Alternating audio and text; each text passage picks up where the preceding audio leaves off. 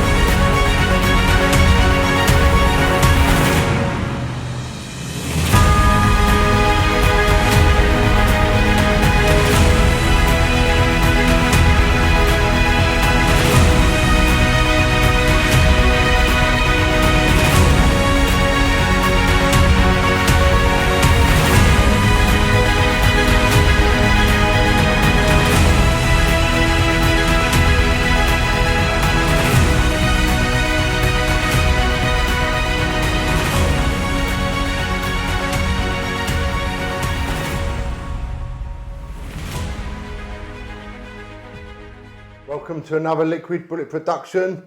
I'm pleased to announce today we are back with Mr. Albert Patrick to do with the Rettendon case again.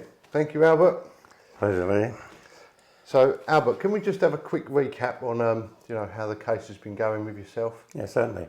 You remember that Williams and Steele were convicted way back in '98 of the murders of Tucker, Tate and Rolfe on the 6th of December '95. They've always pleaded their innocence. There's been an appeal court hearing, there's been, I've lost count of the number of CCRC applications, and I got involved way back 2 years ago now, in March 2020 by TMI. They asked me to independently look at the Rettendon murders and convictions and give my expertise, having worked as a review officer for 15 years as a civilian. Well, I've read and I've done a lot of hard work, pro bono, stuck in my little incident room here in Kent, and we're close to presenting a draft report that the Essex Chief Constable told us to do because he wouldn't listen to us, and we're close to handing that to the defence team and hopefully move it forward to the next stage, which would hopefully be a referral to the Court of Appeal. But we're a long way down the road on that because we know that the most recent application by the defence team took place 3 years ago and there's still no result on that. So frustrating, annoying, disappointing, but I said way back when you first spoke to me, I ain't giving up. So there seems to be quite a lot of time consuming there for these processes. Yes, that's the way it is in this country, sadly it is. The only route is through the CCRC, but they don't investigate. They make recommendations, and then you'll then have another year, 2 years of hopefully somebody reviewing it, and then I do believe it needs a reinvestigation, or the CPS accept that, or the Court of Appeal decide that it's an unsafe conviction and quash it. So during all this time, Mick Steele is still a Category A prisoner behind bars, basically. Yes, he is. There's no news yet about his release as a Category A prisoner, locked away in Wakefield, and if you've watched the media recently, they've highlighted it as the Monster Mansion, and he's still waiting for a hearing when all key witnesses are available. Can I just say now that I wish to apologise to Mick, his family and friends, because in one of my last interviews I stated that he was obnoxious. He's not. I used the wrong word. He's stubborn, and understandably so, having been locked away for 26 years and he's 79 and everything seems to be going nowhere for him. Yeah. I would just like to add that he's clearly frustrated because Jack Wooms, his co-defendant, has recently, a year ago, has been released. He was the alleged shooter, the gunman, the guy who pulled the trigger. He has been, as I said, given parole, and he's now at home with his family, which is great news for Jack. But we've got Mick, who's a political Category A prisoner, yes, who seems to be stuck in the system, and that cannot be right. And we can talk about it all day long. All I want to do is wish him well in his application. It should have been in January, and here we are in April, still not been heard. So for me personally, it's frustrating, and for Michael and his family, it must be unbelievably frustrating. So I'll leave it there. I could say a lot more, but that's enough on that one. Yeah. So since you've been working on the case, Albert, is there anything that's you've uncovered, or anything new that you've uncovered since we last spoke? We've discovered an awful lot, but this magic word, new evidence. And that's the frustration I have got. And the reason for talking with you yet again today is making the appeal for witnesses who may not have understood that they actually hold a key part to uncovering the truth of the 6th of December. So we've spoken to key witnesses, and I'll explain them in a second, and we have moved it forward considerably. I've found the Range Rover, we've looked at it, we've sat in it, we've had a firearms expert fire dummy shots and found out where the cartridges went. I noticed that the exhaust pipe on the back of the Range Rover wasn't at 6 o'clock, it was at 8 o'clock. And what I thought was a carbon deposit at the rear of the Range Rover, guess what? It's more than likely a black plastic bag. Oh, wow. And then I won't go any further on that one, but that is intriguing for me personally, because I'm about, as an SIO, what has happened at this crime scene. So just that one, that's a starter for 10. So it doesn't help me prove that a second vehicle was down the lane, but there are other things I've noticed on the photographs. There's tire marks where a vehicle could have turned round, not the farmers, because I've spoken to him. And there's a clump of ice, a dirty brown ice, where a second vehicle would have been. And I do sense there was a second vehicle down there. There's enough witnesses saying they've seen vehicles, yeah. But which second vehicle and who was in it is something we haven't uncovered. Going back the other way to Jasper's account, I can talk about that all day. Is it new evidence is a big question. What we have uncovered is that when you look at everything he's saying, it actually fits. It's there. There's a good motive. The right people are involved. Jasper, we would like to speak to, but we haven't got there yet.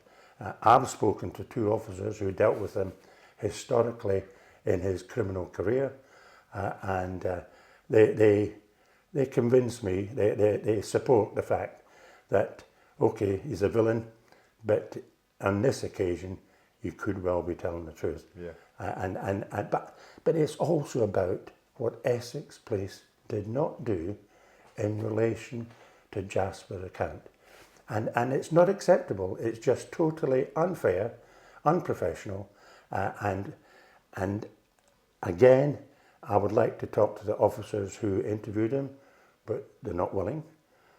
Frustrating. You know, if they've interviewed a prisoner and he says that seems strange to me, why they wouldn't sort of want to cooperate with you, and sort of, if the case has been questioned, why they wouldn't want to sort of put their part forward.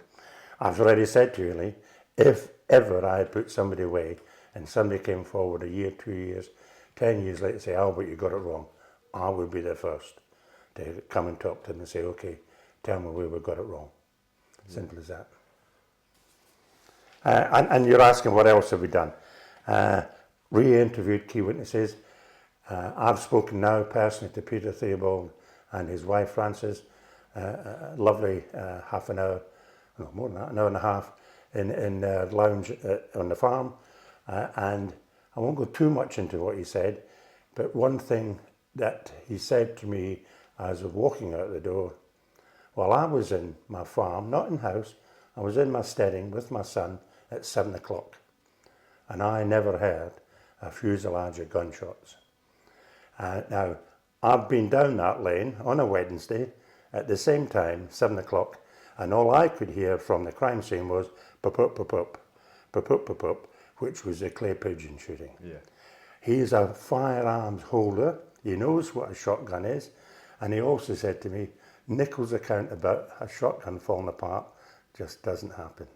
You know, that just didn't stack up. So I need to go back to him and take a statement because I was doing other things at the time. So he was good. I need to talk to his son and his dear wife. She added a little bit to what she wasn't asked because they made a statement in December. Nichols gives an account in May, June, but they never go back and say, well, try and corroborate what Nichols saying. Yeah. So that's something we're doing. Another very interesting witness is the farmer who heard gunshots, the fuselage of gunshots, and his timings fits in with the Jasper account, 12 to 12:30. It's literally just under a mile away from the crime scene. And he is very adamant that he knows what a gunshot is as a farmer. I was brought up in a farmer. I know what a gunshot is as well.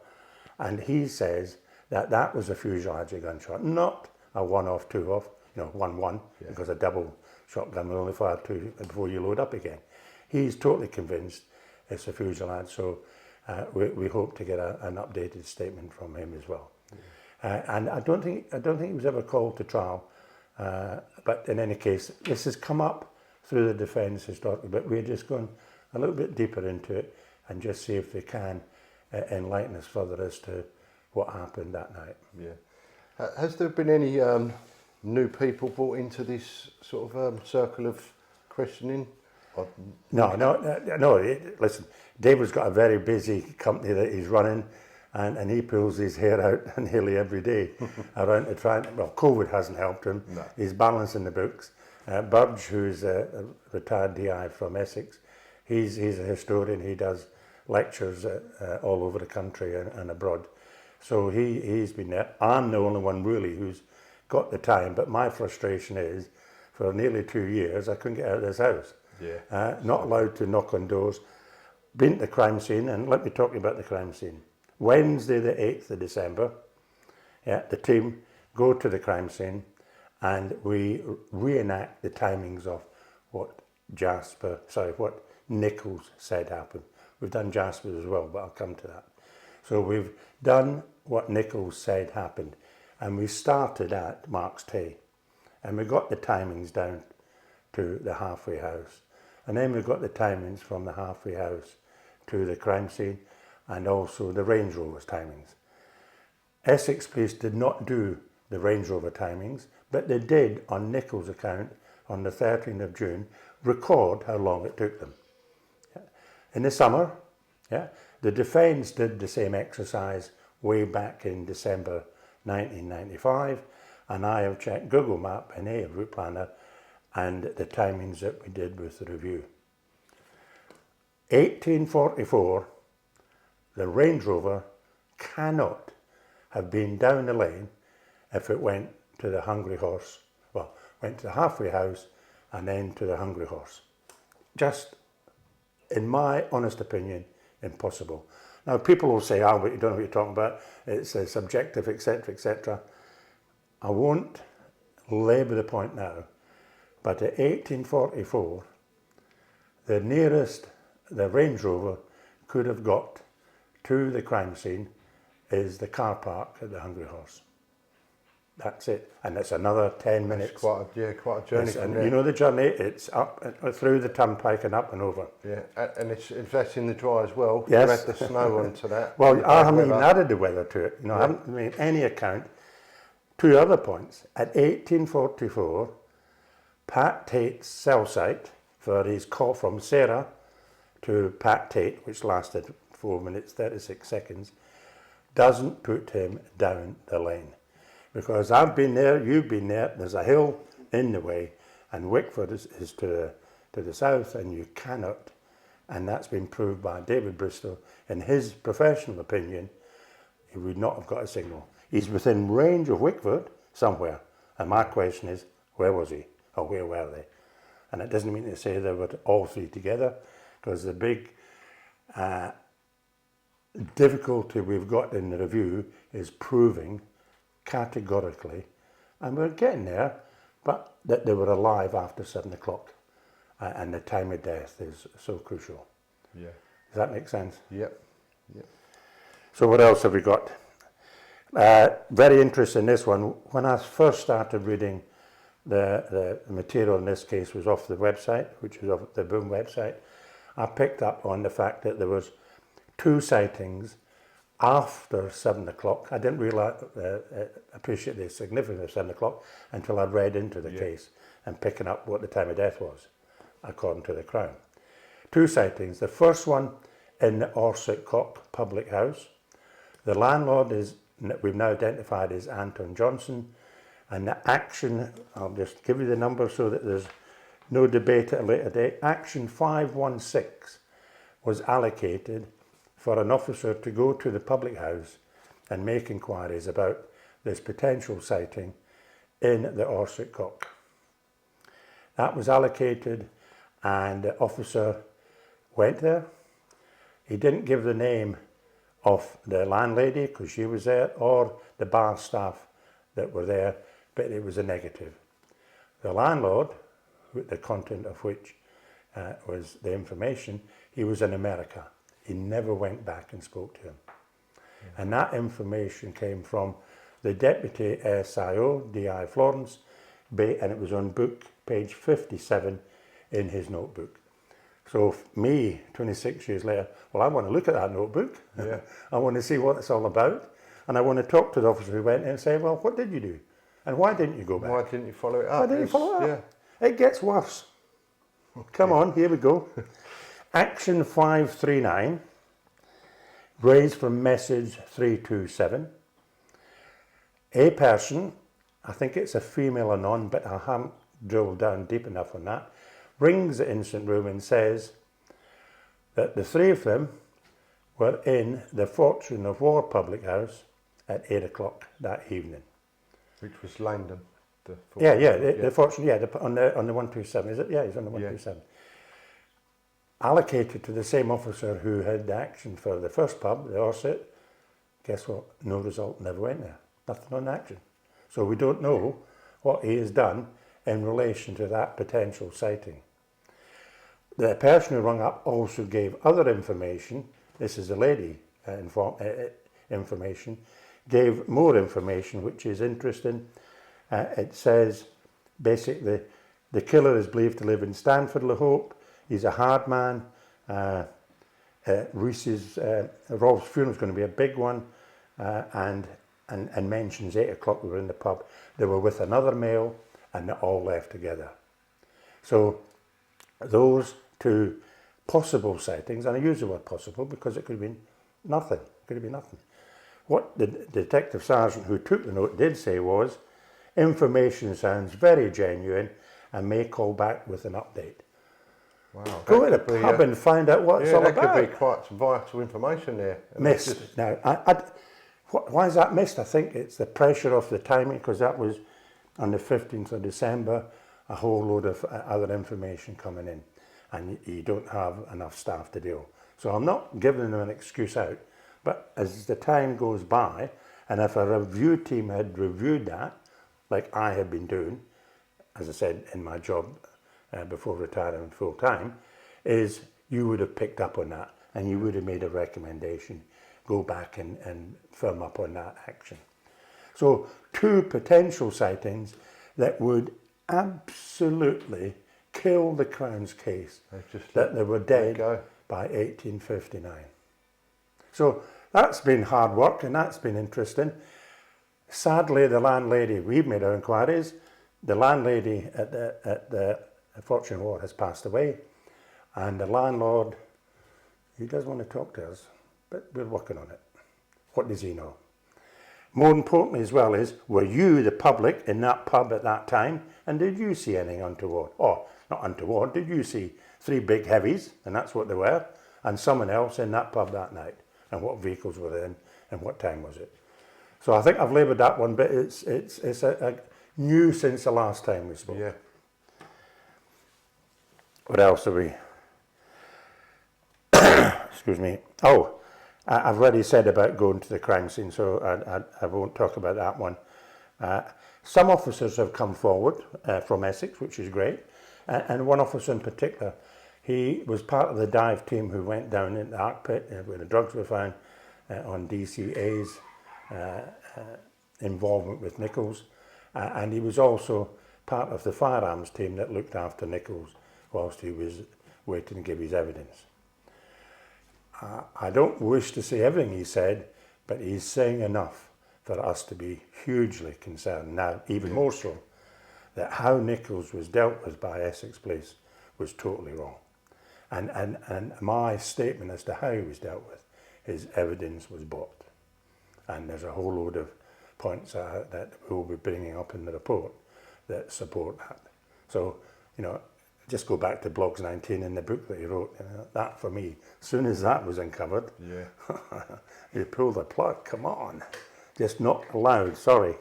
But I'm not here to second guess other decisions. I might not know all the information.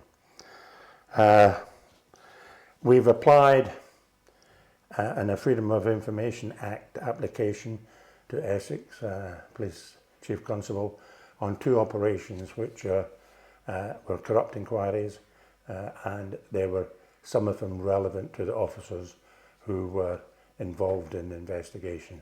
So we haven't had a result on that yet. We haven't had a response yet, but hopefully that will come. Not sure if it's going to take it. If they're not going to allow us to examine the case papers, I doubt if they're going to let us look at. And the 2 operations are Operation Apache and Operation Grenadier. So that's on the corruption side of this whole investigation. And I'm not saying every cop in Essex is corrupt. There may have been 1, maybe 2, who've managed to, do what, and I'm not sure what they've done yet. If they, we need to look at the case papers to pick up on why those operations were started in the first place, and if there's any connection to the Rettendon murders. I suppose the one bad apple can make the whole cart look. Absolutely right. Absolutely right. And when you look at the relationship that Donna Jaggers, or her account, and what she said in her statements, she never made a statement for 3-4 weeks. She was the appeal, wasn't she? She said that Rolfe left her company at the lakeside after being dropped off, and they were off to meet Mickey the pilot. Yeah. And that's what she said. And when you look at the Uzi submachine gun, and she gave evidence against Mickey Bowman, and he was charged for possession of it, but it never went to trial. She was charged, but it was discontinued. I want to know what that's all about. And I know there's been some questions asked of Mickey Bowman. He used to live 2 miles down the road from here. Oh, did he? So I wish he's not there now. Sadly for him, he's locked away. So if he had lived local, I'd been in the pub blinking while talking to him by now. But that hasn't happened. We've asked his solicitor to make contact, so we'll see where that takes us. So where is he now? So he's in the Midlands somewhere. And he's still serving? Since 95, he's been arrested again. Nothing to do with Rettendon. So I think it was 3 or 4, no, longer than that, 5 or 6 years ago. I noticed it because he made an appeal, and the judge said, "You're wasting my time," and gave him another 6 months. So I'm sure he won't be happy. So he's up in a prison somewhere. He might be in Monster Mansion. You never know. 2 Micks in the same prison. So I think that's where we are. We're preparing a report, as I said. That's a draft report, and hopefully that will be ready very soon. So Albert, I understand there was a sighting at 11 p.m. Could you tell us a little bit about that? Yes, that's interesting. We picked up on it about 4 or 5 months ago. Again, reading the CCR applications, and what we've got is there was 3 men on their way to work at the Rettendon roundabout, and their timings they put between 11:50 and 11:20. Wasn't 100% sure. One of the witnesses, the driver of the vehicle, is very adamant, because we've spoken to him, that he had a road rage altercation with a Range Rover. And from what he says, they were more than likely the victims in the Range Rover, because he gave part index number and he described the build of the three. Yeah. And at 11 o'clock at night, there's not too many No. three heavies in a Range Rover. And to driving want to around. engage in road rage. And a road, so that they've had this. I know it only happened probably seconds or less than that, less than a minute, but it took place. He rung Essex Police, nothing happened, never got visited. And by pure luck, years later, the defence solicitor got this information. They interviewed him, they made statements, and it went off to the CCRC. The CCRC interviewed him, and the words were plausible account, because I've looked at it, plausible account. Well, the bottom line is it was not a referral, and I would like to talk to the case officer to understand his thinking more so than what's in his writing as to why it wasn't referred. Yeah. So, and the statements the defence didn't have because they went off the CCRC. We've asked for the statements and we're waiting to see them. So we need to see in writing what those witnesses said they saw. Yeah. And then go back to them and say, okay, here we are, much like the farmer who heard the fuselage and Peter Theobald, who's got more to add. In the time of 26 years, is there anything you can add? Are you still sure what you saw and what happened that night? And it was that night, you know, the weather was right, he's going to work, etc. So, and he told his wife, and it's come to a dead end. It just seems to have stopped in the system of the CCRC. So we're very keen to progress that. That's another point. So you've now got potential sightings in the Orsett Cock and the Fortune Wall. You've got a strong sighting, we believe, of all three in the Range Rover at the Turnpike. Okay, it's not going up over the hill, but it's going the back way. But they've still got an hour of where were they before, and according to Jasper's account and Roger's account, that the noise and the murders took place gone midnight. Yeah. And then so that to me is good news, and we're progressing that, and there's still work to be done in relation to that potential strong sighting. Yeah. To just pick up these, you mentioned about the CCRC. Can I just ask you a little bit about your application to the CCRC? Right, yeah, let me talk you through that. Essex Police told us that the only way you're going to progress what you're saying, Mr. Patrick and Mr. McKelvey, is put your application through the CCRC. Yeah. Now, we would, from what we uncovered even a year ago, we could have done that. But the problem with doing that, if we'd done it, then the 2018 application that the defence put in about the lack of disclosure and Operation Trinity, I won't bore you with it now, but it was somebody was talking about going to take out the people responsible for supplying the drugs to Leah Betts and the connections there, and that wasn't disclosed. If we had added what we have uncovered, that would have delayed it another 3-4 years. And if Michael is, I'll use the word lucky, because it is going to be lucky, that he gets a referral from his solicitor's 2018 application, then we can add on to the Court of Appeal everything that we've uncovered. Yeah. So, bit of tactics, totally agree with it, and, well, we're not ready yet. We wanted to be spot on, you know, bloody hell, what's happened here? Even, I would like to think the Chief Constable of Essex and his management say, well, there's a problem here we've got to look at. Yeah. Albert, can I just ask you a little bit about the actual court case itself? So, at the time you had Nichols' sort of side of the story and Jasper's. Was the Jasper side actually brought to the jury for them to listen to, or was it just Nichols' account that was put into them. Right, let me give you how I see it, and I think I'm right.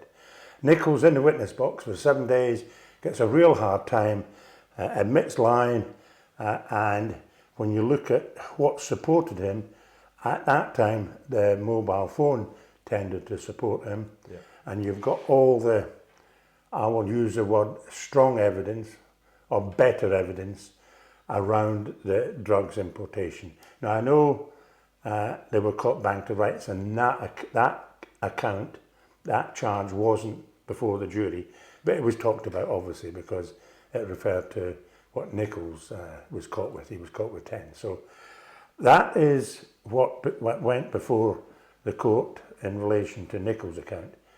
And I think if you had a year and a half locked away to think about what you're going to say, then and you're good at lying, you just might get away with it. So that's what basically convicted him. You had Sarah Saunders saying she told Mick that it was going to be a threat, but she said never believed it. And Mick saying that, well, I wasn't being threatened by Tate, so it wasn't a problem to him. That's a quick summary. And the last one was Mickey the pilot from Donna Jagger. So that was it. Seriously, that so was the it. actual Jasper theory didn't actually let me come finish. over to the Let me jury. finish. So that's the Nichols account. Yeah. Then the defence surprise witness was a man called William Jasper, and he gets in the witness box and he gives his evidence. The difficulty that the defence had with his evidence was the judge ruled that some of it was hearsay, so he couldn't give his whole account. Although I wasn't there, I'm totally convinced he was given a caution, which is self-incriminating caution, which says, watch what you're saying, because if you say it and you're in the witness box, you could be charged with what you're saying. Words to that effect, simplistic understanding. I'm not totally sure that's what happened, but I sense that's what happened. Mm-hmm. But when you look at what he said, he wasn't allowed to say the name Patsy Clarke because he was alive. He wasn't allowed to say the name of the people running the gym in Canning Town because they were alive. He was allowed to name Jesse Gale because he was dead, right, as his involvement. He wasn't allowed to give the full name of Mr. D because he was still alive, and he gave his own name. Yeah. Yeah.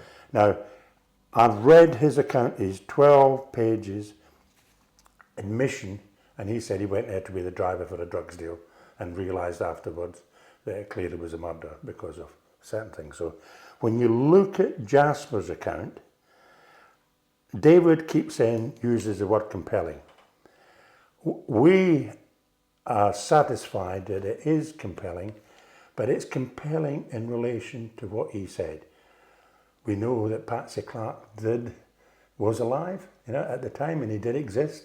We've shown that there was an armed robbery that my staff dealt with, and I was the boss of the flying squad at the time. And we look at the Canning Town connection, we look at Gale, and then when you drill down into the investigation that Essex had, Rettendon did exist because he was part of the gang, and we know that Tucker was interviewed because I've personally spoken to my staff who dealt with it. So when you look at what we've uncovered, everything that Jasper has said, and we've run the route, we've done the route that he says, okay, he's missing in some things, and we would like to ask him obviously a lot more questions, but from that perspective, and the officer who interviewed him, R33H, is a summary of what Jasper said that went into the Holmes account, and nothing ever happened. The interviews, nothing. When I say nothing happened, no actions, no supporting facts to be done. It was an account that Essex had 4 weeks after the murders.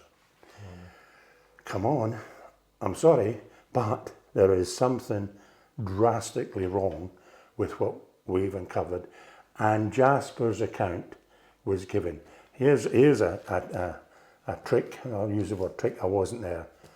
Jasper comes out the witness box at lunchtime and he allegedly goes to a wink to Mick and Jack in the dock, and the Crown prosecutor raises it when he gets back in the witness box. Mickey Steele and Jack Wilms haven't got a clue who Billy Jasper is. Wilms might have done as a youngster, not realised it, because he's from London, from the Canning Town area. So a little trick, a ploy that was seen by the jury. Was brought to the attention of the jury because they asked Jasper that.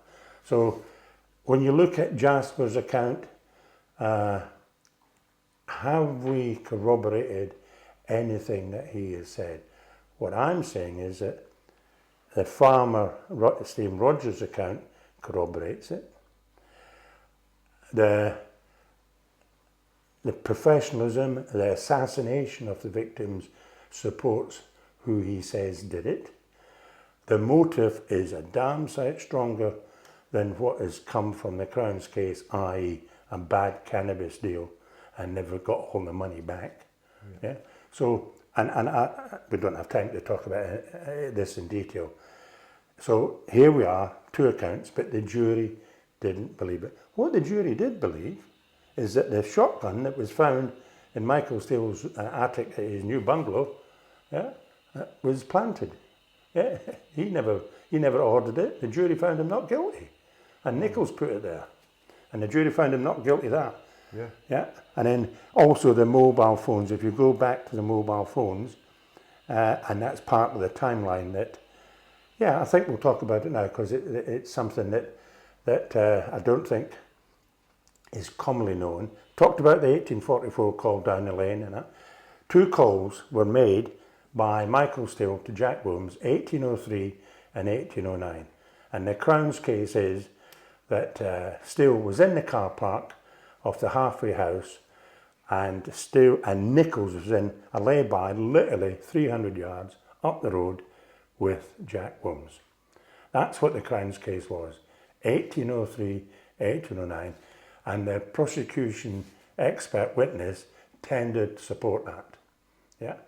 David Bristow, who is the best mobile phone expert in the country at the time, called by the prosecution in more cases than you've got dinners, gives evidence for the defence and says there was a thing called Jury Hill in the way, and the signal was more likely to be the village Bulpin village from the Childer Ditch cell site than it was in the car park. Yeah. And I'll ask this.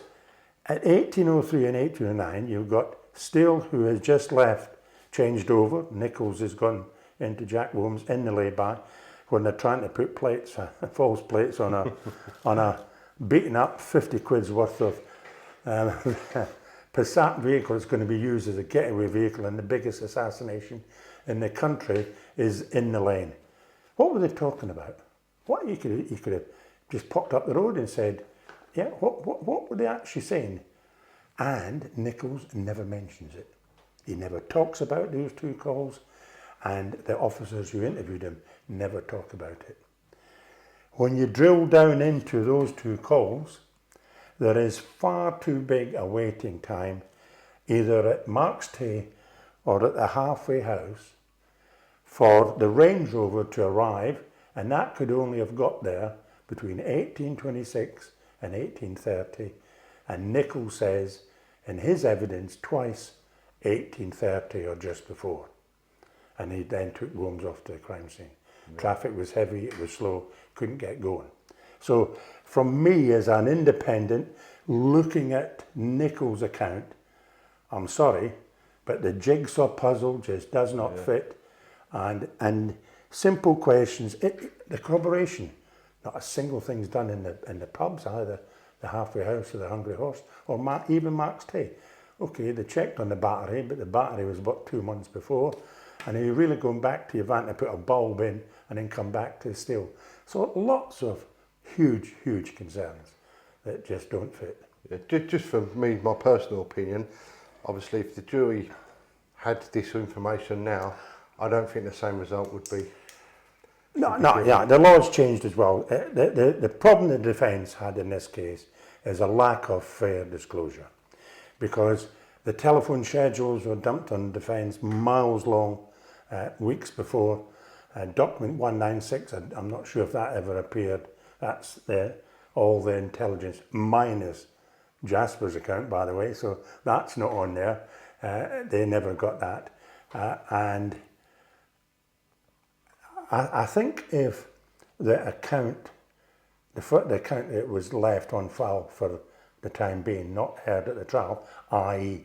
the day of arrest, then the real truth would have been uncovered, and a lot more facts of actually what did happen based on Nichols' account and behaviour with DCA in relation to the day when he was an informant, and what happened on that day in question and the days leading up to it. Yeah. So lots of, again, I haven't seen all the documents. I've seen a damn sight more than most people, and seriously, I need to see them all. I would love to go back to the very start and do it again. Work your way through. Work your way through it.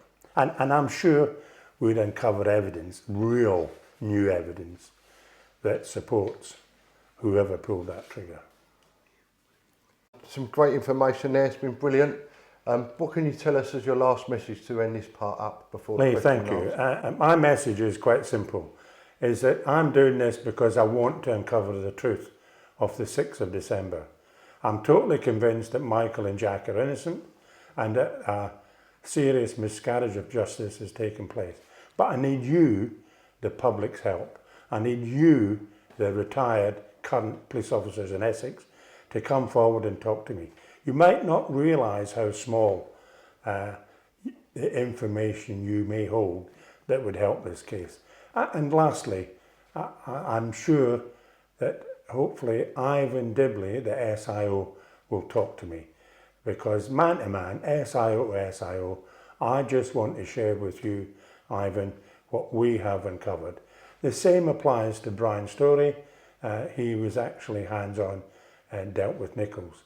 Slightly more involved was Ralph Barrington, and lastly DCS Reid, the man who dealt with Operation Obtain.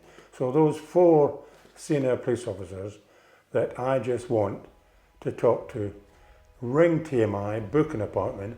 I will go anywhere in the country to come and talk to you and show you what we have uncovered. Simple as that. And this is what we've got coming up in part 2.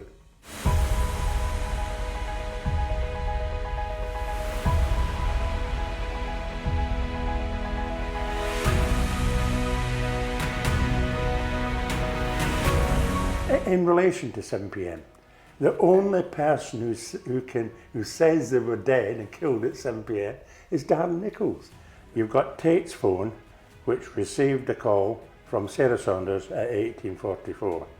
And Nichols says that according to Steele's account, when he talked to him after the murders, they were just turning into the top of the lane. That's what the jury heard, that's what the judge said, and that's what Nichols says happened. In relation to disclosure, nothing else is disclosed after 1844. It just doesn't stack up for me. There's just no reality around that having taken place. A very much a grey area that I've identified and David and Birds have identified that there's something not right. It's that magic word, evidence. Yeah, strong, hard evidence. There are, for me, lines of inquiry, sightings that were not dealt with properly. Well, the Crown's case is that Tate was the main target because of the bad cannabis deal. I would suggest that from what we've uncovered and what Jasper says, that Tucker was the main target. And when you look at Rolfe, what is Rolfe? He was described as a gopher, definitely involved in the Whittaker murder. I honestly believe, because of their behaviours, all 3 were subject of concern by lots of people in the criminal world to say that they were getting out of order. Thank you, Albert. Thanks for coming. Job done.